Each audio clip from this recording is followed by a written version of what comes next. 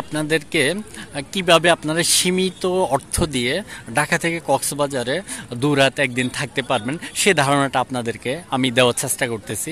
প্রথমত আপনারা সায়দাবাদে আসবেন। ঢাকা সায়দাবাদে এসে সিডিএম গাড়ি চলে, সিডিএম গাড়ি কক্সবাজারে আসে।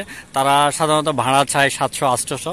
আপনি মূলামূলি করে আসলে 300 থেকে 400 টাকার মধ্যে আপনি বাস কনফার্ম করতে পারবেন। আপনি 10টার দিকে অথবা 11টার দিকে ঢাকা থেকে গাড়িতে উঠলেন সিডিএমে, কক্সবাজারে সকাল 6টা অথবা 7টার দিকে নামলেন। নামার পরে আপনি কি করবেন? আপনার একটু রেস্টের দরকার আছে, গোসল করার দরকার আছে, ফ্রেশ হওয়ার দরকার আছে। তখন আপনি দেখতে পারবেন এই যে ওয়াশরুম, ওই যে ওয়াশরুম এখানে 20 টাকা দিয়ে আপনি গোসল করতে পারবেন। ফ্রেশ হয়ে আপনি কি বা জামা কাপড় চেঞ্জ করলেন, জামা কাপড় চেঞ্জ করার পরে আপনি কি করবেন?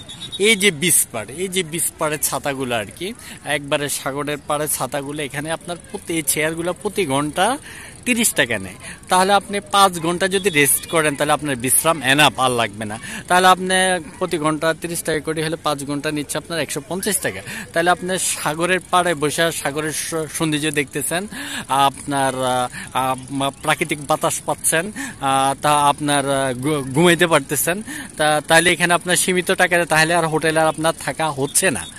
এখানে আপনার সমুদ্রের সৌন্দর্য আপনি উপভোগ করতে পারতেছেন, প্লাস এখানে থাকতে পারতেছেন। তাহলে আপনার দুপুর হয়ে গেল। দুপুরের পরে আপনি 3-4 ঘন্টা এদিক ওইদিক ঘোরাঘেরা করলেন, কিছু খাইলেন, কিছু খাওয়া দাওয়া করলেন, করলেন।